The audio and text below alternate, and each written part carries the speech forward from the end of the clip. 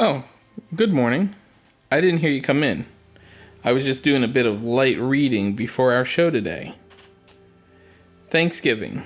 Normally a time when millions of Americans travel to visit their families, give thanks, and eat large quantities of food. I didn't have much in the way of traveling family for Thanksgiving when I was growing up, and my holiday meals were usually split up between a couple different households, but I understand the basic concept of a big family gathering for the holiday. But 2020 is far from a normal year, and so, for those millions of Americans who will need to stay home this year, they need an alternative to the normal, massive family meal. And we do need to stay home if we want to get back to some semblance of normality anytime in the near future. To that end, we're going to do a slightly less massive feast, small enough that it'll only feed 4 people instead of, well, however many you normally try to stuff full of food at this time of year. First, we'll need 1 or 2 turkey breasts, boneless, skin on. If you could find them like this, buy them, or just bone the breast yourself. The upside to boning yourself is that you'll also have some scraps to roast for an optional gravy. If you choose to go the gravy route, take your roasted turkey bones and some roasted onion scraps, place into some store-bought chicken broth, and simmer for several hours to fortify the broth and turn it into a stock. Mix some flour with the garlic sage butter we'll be using for something else later on. Cook for a few minutes and add your newly fortified stock until your gravy reaches a consistency you like. Season to taste and set aside, keeping warm. All optional, but no, it's really not. Make it or don't let me tell you what to do, I'm just some idiot on the internet. Rather than roasting, we'll be sous videing our breast at 155 degrees for 2.5 hours up to 6. That will leave us with a decent amount of juice and fat for that optional gravy we were just discussing before. Season your breasts with salt and pepper before vacuum sealing or placing into the largest resealable bag you've got and removing as much air as possible, using a straw to get out the last if you must. The sous vide may seem like a fancy technique, but it's actually pretty simple. I mean, look at me. I'm an idiot and I can manage to get it to work.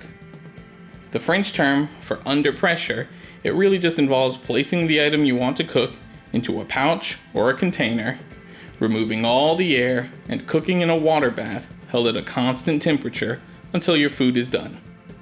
And no other cooking method will leave your turkey breast as juicy and as tender with as little muss or fuss as sous vide will. It'll look a little unpleasant afterwards, but torching it will allow you to brown the whole thing in a way roasting won't, and will create just the crispiest skin you can imagine. After the torching, I'll be borrowing a technique from Sola El Whaley. Place some sage, crushed garlic, and butter into a pan over medium heat. Once the butter has melted and slightly browned, baste over the newly crispy turkey breast, infusing your turkey with all the flavors of browned butter, sage, and garlic. Now, while waiting for the turkey to cook, we have to prepare the accoutrement. Adapting Alton Brown's recipe, and again borrowing from Sola, we'll be making an actually edible stuffing. Chopped onion, celery, and pepper onto a baking sheet. Don't be like me and forget the oil, salt, and pepper until halfway through, and roast at 400 degrees. And just leave your oven on if you're doing all this on the same day, because everything that needs to be baked or roasted needs to be at this temperature for 25 minutes before adding cubed challah and roasting for another 10 minutes. As soon as your vegetables are in the oven, heat some chicken broth and mix in some dried mushrooms. Leave to steep until the vegetables and bread are done. Now, while all of that's going on, place some sausage. I'm using a mild Italian sausage in a cold pan over medium heat and cook until crispy and brown. Starting in a cold pan allows the fat to render out of the sausage, which will fry it and which we'll need for the next step when we drain the mushrooms and chop. Reserve 1 cup of your steeping liquid and use it to deglaze the sausage pan.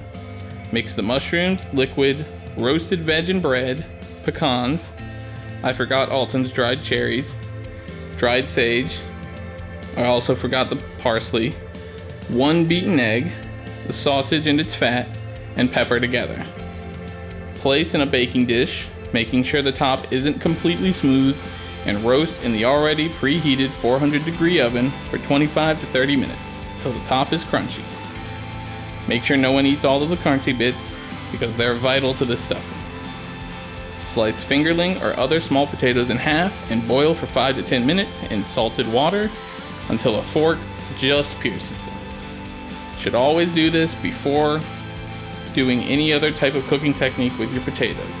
Deep frying, roasting, sauteing, pan frying, you name it. This always makes the final dish better because it leaves the inside perfectly fluffy and allows the outside to crisp without overcooking.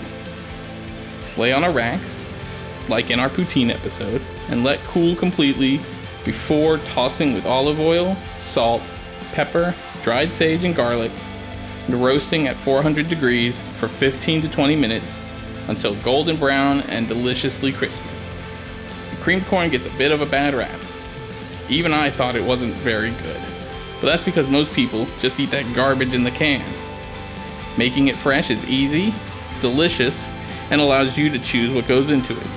You can use canned, frozen, or fresh corn. You'll just need to remove it from the cob. Place it into a heavy pot with heavy cream, garlic, salt, and pepper. Cook until the liquid has reduced considerably while grating some fresh Parmesan. Remove from the heat and mix in the cheese and a healthy knob of butter. Set aside to keep warm.